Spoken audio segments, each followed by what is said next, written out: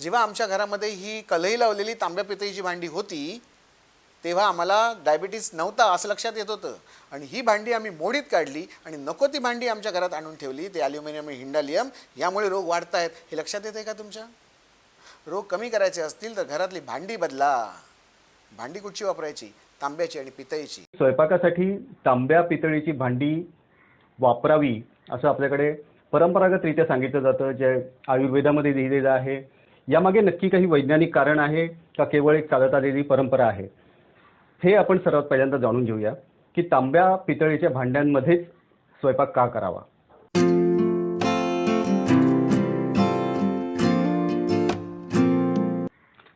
नमस्कार. खासियत बाजारच्या अवगत या सिरीजमध्ये तुम्हा सर्वांचं मनापासून स्वागत. आपल्याकडे परंपरेमध्ये जी भांडी चालत आली आहेत, जी आरोग्यासाठी अतिशय चांगली आहेत असं परंपरागतरित्या आपल्याला सांगण्यात आलं आहे, त्या सगळ्या भांड्यांविषयीची वैज्ञानिक आणि सत्य माहिती करून घेण्याचा आपण या मालिकेच्या माध्यमातून प्रयत्न करत आहोत. तर याची सुरुवात करताना सगळ्यात पहिल्यांदा आपण हे जाणून घेऊया की स्वयंपाकासाठी तांब्या पितळीची भांडी वापरावी असं आपल्याकडे परंपरागतरित्या सांगितलं जातं, जे आयुर्वेदामध्ये लिहिलेलं आहे, जे आपल्या अनेक पौराणिक ग्रंथांमध्ये किंवा अनेक जुन्या ग्रंथांमध्ये लिहिलेलं आहे. आणि आपले जे पूर्वज होते हे पूर्वजसुद्धा हीच भांडी वापरायचे. यामागे नक्की काही वैज्ञानिक कारण आहे का केवळ एक चालत आलेली परंपरा आहे? हे आपण सर्वात पहिल्यांदा जाणून घेऊया की तांब्या पितळीच्या भांड्यांमध्येच स्वयंपाक का करावा. आज आपल्याकडे मार्केटमध्ये अनेक वेगवेगळ्या प्रकारच्या भांड्यांचा आपल्याला चॉईस आहे. त्याच्यामध्ये ॲल्युमिनियमची भांडी आहेत, जर्मनची भांडी आहेत, मातीची भांडी आहेत, नॉनस्टिक भांडी आहेत, स्टीलची भांडी आहेत आणि शिवाय आपल्या परंपरेमध्ये चालत आलेली ही तांब्या पितळीची पण भांडी आहेत. इतका वाईड चॉईस आपल्याला सध्या भांड्यांच्या बाबतीत अवेलेबल आहे. नॉनस्टिकची भांडी अट्रॅक्टिव्ह आहेत, रंगीबेरंगी असतात, त्यांच्या अशा आकर्षक जाहिराती वेगवेगळ्या माध्यमांमधून चालू असतात, त्यामुळे त्याचं एक वेगळं अट्रॅक्शन आपल्यावरती असतं. जे धातू स्वयंपाकामध्ये वापरले जातात त्याच्यामध्ये प्रामुख्याने लोखंड आहे, तांब्या पितळीची भांडी आहेत, ॲल्युमिनियम आहे, जर्मन आहे. जी नॉनस्टिक भांडी असतात ही सुद्धा मोस्टली ॲल्युमिनियमची भांडी असतात आणि त्याच्यावरती टेफ्लॉनचं कोटिंग केलेलं असतं. टेफ्लॉन हे एक प्रकारचं प्लास्टिक आहे, त्याचं कोटिंग केलेलं असतं. तर अशा प्रकारची ही सगळी भांडी आपल्याला त्या मार्केटमध्ये अवेलेबल आहेत.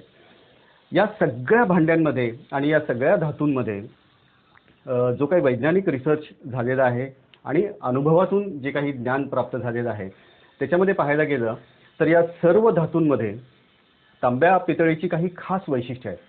ही वैशिष्ट्य काय आहेत ते आपण सगळ्यात पहिल्यांदा जाणून घेऊया.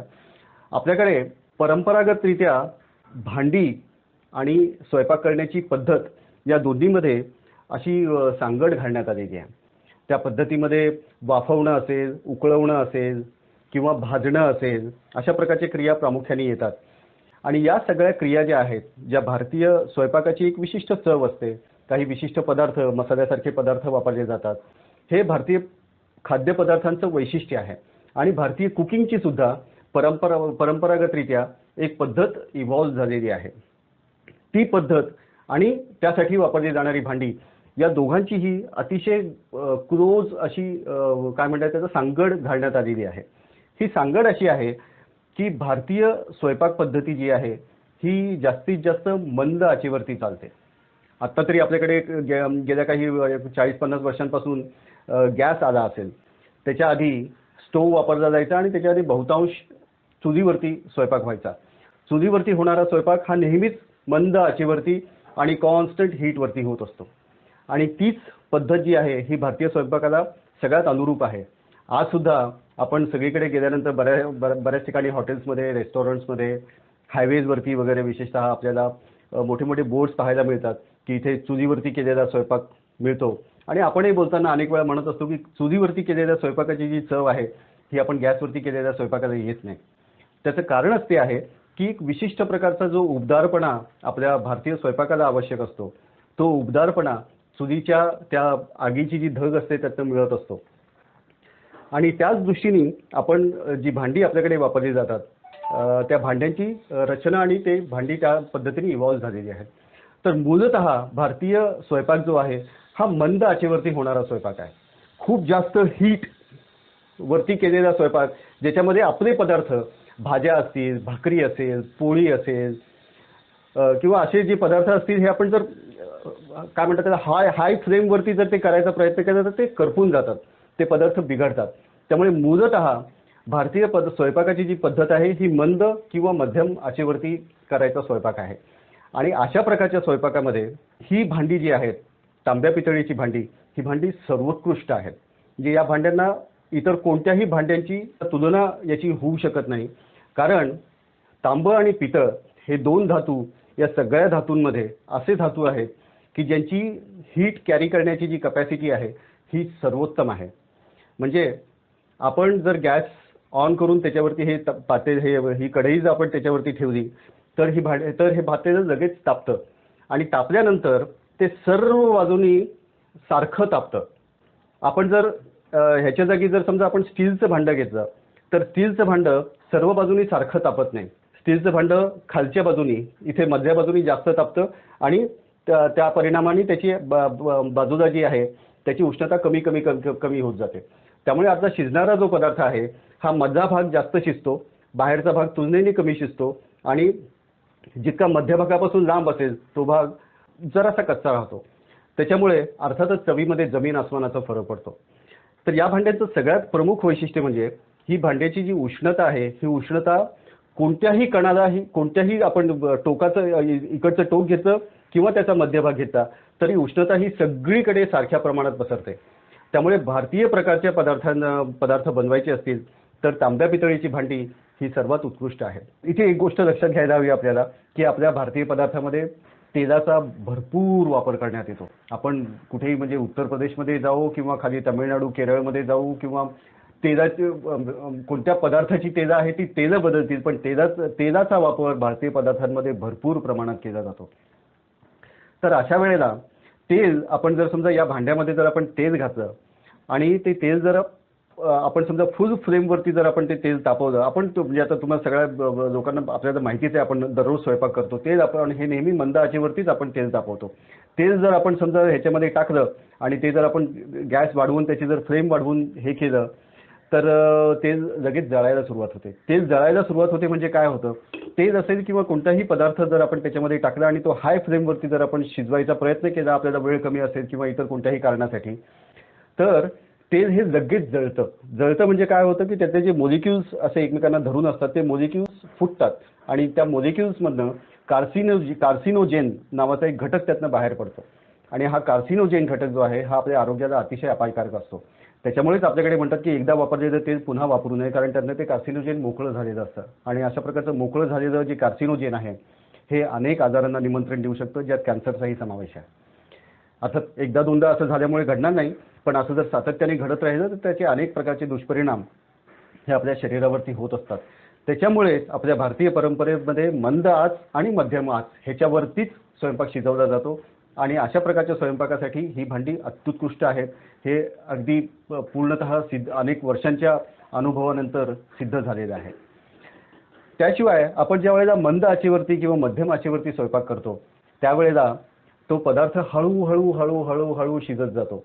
तो पदार्थ हळूहळू शिजण्याच्या या प्रक्रियेमध्ये त्याचा एक सुगंध दरवळत असतो, जो आपल्या संपूर्ण घरामध्ये, स्वयंपाकघरामध्ये तो सुगंध दरवळत राहतो, ज्याच्यामुळे भूक वाढते, ज्याच्यामुळे पदार्थाची चव घेण्याविषयी, पदार्थ चाखण्याविषयीची एक इच्छा मनामध्ये निर्माण होते, ज्याच्यामुळे जेवणाची रंगत वाढते, ज्याच्यामुळे पदार्थांची रंगत वाढते. तर असे अनेक घटक कारणीभूत आहेत की ज्यासाठी आपण ही तांब्या पितळीची भांडी वापरणं आवश्यक आहे. याशिवाय दुसरी महत्त्वाची गोष्ट म्हणजे आपण मुळात पदार्थ बनवतो, वेगवेगळे पदार्थ खातो, त्याच्यामागची जी काही संस्कृती आहे, त्याच्यामागचं जे काही विज्ञान आहे, त्याच्यामध्ये सगळ्यात महत्त्वाची गोष्ट म्हणजे या सगळ्या पदार्थांमधून जी पोषक तत्व आपल्याला मिळत असतात, ही पोषक तत्व ज्याच्यामध्ये पालेभाज्या असतील, नॉनव्हेज फूड असेल किंवा व्हेजिटेरियन वेगवेगळ्या प्रकारच्या डाळी असतील किंवा इतर अनेक पदार्थ असतील, या प्रत्येक पदार्थामध्ये पोषक तत्व असतात. ही पोषक तत्व जी आहेत, ही पोषक तत्व आपण ज्या वेळेला भाज्या शिजवतो किंवा स्वयंपाक करतो त्यावेळेला वेगवेगळे परिणाम त्या पोषक तत्वांवरती होत असतात. तर अनेक प्रकारचे रिसर्च आणि स्टडी केल्यानंतर असं लक्षात आलेलं आहे की तांब्या पितळेच्या भांड्यांमध्ये स्वयंपाक केल्यानंतर जो पदार्थ त्यामध्ये बनवला जातो त्या पदार्थाचे जवळपास 93% म्हणजे 93% पोषक तत्व ही जशीच्या तशी राहतात. त्या उलट आपण जर समजा इतर भांड्यांची उदाहरण घेतली, समजा ॲल्युमिनियमचं आपण जर उदाहरण घेतलं, तर ॲल्युमिनियममध्ये आपण जर तीच भाजी बनवली तर पोषक तत्व खूप मोठ्या प्रमाणात नष्ट होतात. अगदी 20 ते 30% पोषक तत्व त्यातली शिल्लक राहतात. तसंच स्टीलच्या बाबतीत म्हणता येईल. स्टीलमध्ये जर आपण स्वयंपाक केला तर स्टीलमध्ये फार फार तर 60 ते 70% पोषक तत्व शिल्लक राहतात. पण तांब्या पितळेच्या भांड्यांमध्ये जवळपास 93% पोषक तत्व त्याची शिल्लक राहतात. आणि आपण जर तांब्याच्या ऐवजी मातीचं भांडं वापरलं तर ते तर सगळ्यात बेस्ट आहे. मातीच्या भांड्यामध्ये जवळपास 100% पोषक तत्व जशीच्या तशी राहतात. तर हे तांब्या पितळेच्या भांड्यांचं वैशिष्ट्य आहे. याशिवाय या भांड्यांची अजून 2 महत्त्वाची वैशिष्ट्ये आहेत. त्याचं एक वैशिष्ट्य आपण मागच्या व्हिडिओमध्ये पाहिलंच आहे की तांबं हा असा धातू आहे की ज्याच्यामध्ये कोणत्याही प्रकारचे बॅक्टेरिया आणि व्हायरसेस हे फार काळ टिकू शकत नाहीत. असं वैज्ञानिकांच्या असं लक्षात आलेलं आहे की 99.99% बॅक्टेरिया हे 2 तासाच्या आत या तांब्याच्या धातूमधलं संपूर्णपणे नष्ट होऊन जातात. आणि हा जो गुणधर्म आहे हा स्वयंपाकासाठीची इतर कोणत्याही धातूची भांडी असली तरी त्या कोणत्याही धातूमध्ये हा गुण नाही. हा गुण फक्त आणि फक्त तांबं याच धातूमध्ये आहे. आणि अर्थातच पितळमध्ये सुद्धा जवळपास 60 ते 70% तांबं असतं. त्याच्यामुळे अर्थातच पितळमध्ये सुद्धा हा गुणधर्म अवेलेबल आहे. त्याशिवाय या भांड्यांची हीट कॅरिंग कपॅसिटी जी आपण आता बघितली ती इतकी उत्कृष्ट आहे की त्यामुळे ऊर्जेची फार मोठ्या प्रमाणात बचत होते. एक पदार्थ बनवण्यासाठी आपल्याला स्टीलच्या भांड्यामध्ये किंवा ॲल्युमिनियमच्या भांड्यामध्ये इतर कोणत्याही भांड्यामध्ये जो वेळ लागतो त्याच्यापेक्षा कमी वेळामध्ये अधिक चविष्ट, अधिक गुणकारी, अधिक औषधी गुणद्रव्यांनी युक्त असा पदार्थ या तांब्या पितळेच्या भांड्यांमध्ये तयार होतो. आणि शिवाय ऊर्जेची बचत होते, फार मोठ्या प्रमाणावर बचत होते. त्यामुळे आपण जर समजा हा जो काही कॉस्टिंगमध्ये थोडाफार फरक पडतो, कारण अर्थातच या सगळ्या भांड्यांच्या तुलनेमध्ये आपण जर बघायला गेलं तर तांब्या पितळेची भांडी ही जास्त कॉस्टली आहे, धातू जास्त कॉस्टली आहे. पण ऊर्जेची फार मोठ्या प्रमाणावर बचत होते. शिवाय एकदा तुम्ही पितळेचं भांडं किंवा तांब्याचं भांडं विकत घेतलं तर हे भांडं आपल्याला जन्मोजन्मी पुरणार आहे. म्हणजे आपण तर वापरूच, शिवाय आपल्या पुढच्या पिढ्यासुद्धा हे भांडं वापरू शकतील. एकदा पितळीची परात माझ्या घरामध्ये आली की पुन्हा आयुष्यभर मला परत घेण्याची गरज नाही. हे आपण इतर भांड्यांच्या बाबतीत किंवा इतर धातूच्या भांड्यांच्या बाबतीत आपल्याला म्हणता येणार नाही. जी टेफ्लॉन कोटेड नॉनस्टिक भांडी असतात ही भांडी 2-4 वर्ष टिकतील आणि त्याच्यानंतर त्याचा फारसा उपयोग नाही, ते भांडं टाकूनच द्यावं लागतं. अशा अनेक अंगांनी जर आपण त्याच्या कॉस्टिंगचा सुद्धा विचार केला आणि शिवाय त्यातनं मिळणारे आरोग्याचे फायदे जर लक्षात घेतले तर आपल्याला अगदी सरळ लक्षात येतं की ही भांडी कोणत्याही पद्धतीने आपण जर तुलना करायची ठरवली तर ही तांब्या पितळीची भांडी ही सर्व कसोट्यांवरती अत्युत्कृष्ट ठरतात.